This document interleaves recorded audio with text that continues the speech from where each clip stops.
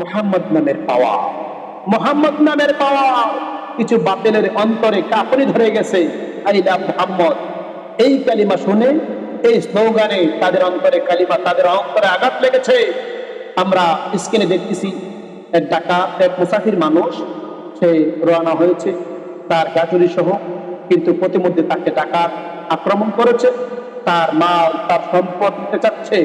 ওই লোকটা ডাকাত থেকে বাঁচার জন্য আল্লাহ পাক রব্বুল আলামিনের শ্রেষ্ঠ নিয়ামত, যাকে আমার আল্লাহ বলেছেন আমার সাল্লাকা ইল্লা রাহমাতাল লিল আলামিন, ওই নবীজির নাম মোবারক দিয়ে বলতেছেন, ইয়া মুহাম্মদ মুস্তাফা সাল্লাল্লাহু তাআলা আলাইহি সাল্লাম, ইয়া মুহাম্মদ মুস্তাফা সাল্লাল্লাহু আলাইহি ওয়াসাল্লাম। ওই ব্যক্তি যখন ইয়া মুহাম্মদ মুস্তাফা সাল্লাল্লাহু আলাইহি সাল্লাম বললেন, ডাকাতের হাত থেকে তরবারি পড়ে গেল। ডাকাত কাঁপতে আরম্ভ করলো। ডাকাত বলতেছেন, হে যুবক, তুমি যার নাম নিয়েছো ওই নামের তাসির আমাকে আঘাত করেছে, আমার বুকে কাঁপুনি ধরেছে।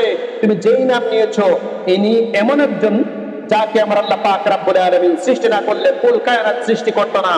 আল্লাহ পাক রব্বুল আলামিনের হাবিব রাসূল পাক সাল্লাল্লাহু তাআলা আলাইহি ওয়াসাল্লাম ফরমান, ও দুনিয়ার মানুষেরা শোনো, আমার নাম যেই ব্যক্তি একবার নেবে, যেই ব্যক্তি একবার মুহাম্মদ মুস্তাফা সাল্লাল্লাহু আলাইহি ওয়াসাল্লাম করে একবার দুরূদ শরীফ পড়বে আমার নাম নিয়ে, আল্লাহ পাক রব্বুল আলামিন তার আমলনামায় 10টি নেকি দান করবেন। সুবহানাল্লাহ, সুবহানাল্লাহ, সুবহানাল্লাহ।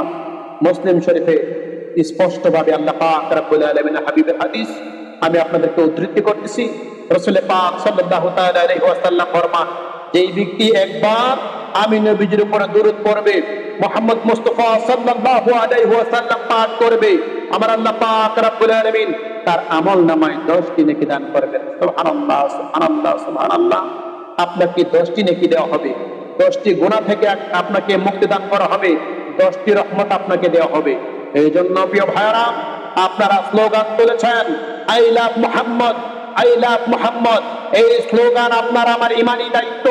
আপনি আমি যেখানে যে অবস্থায় থাকে না কেন, আপনি আমি একটি স্লোগান আপনার আমার অন্তরে থাকবে, মুখে থাকবে, জবানে থাকবে, তা হচ্ছে I love Muhammad, I love Muhammad. আমরা দেখলাম গত কয়েকদিন আগে আমাদের পার্শ্ববর্তী একটি রাষ্ট্রের মধ্যে যারা আই লাভ মুহাম্মদের স্লোগান দিচ্ছে তাদের বিরুদ্ধে মামলা হচ্ছে, তাদের বিরুদ্ধে মামলা হচ্ছে। আমরা এই মামলাকে ভয় করি না। আমরা নবী প্রেমিক, আমরা আল্লাহ প্রেমিক, আমরা ওলি প্রেমিক। আমরা অবশ্যই অবশ্যই রাসূল পাক সাল্লাল্লাহু তাআলা আলাইহি ওয়াসাল্লামের নাম মোবারক নেব, আমরা নবীজির স্লোগান দেব, আমরা নবীজির প্রতি দরুদ শরীফ পড়ব। এতে করে যদি আমাদের জীবনও চলে যায়, তারপরও আমরা আই লাভ মুহাম্মদ এই স্লোগান আমাদের জবান থেকে আমরা কখনো মুছে যেতে দেব না। প্রিয়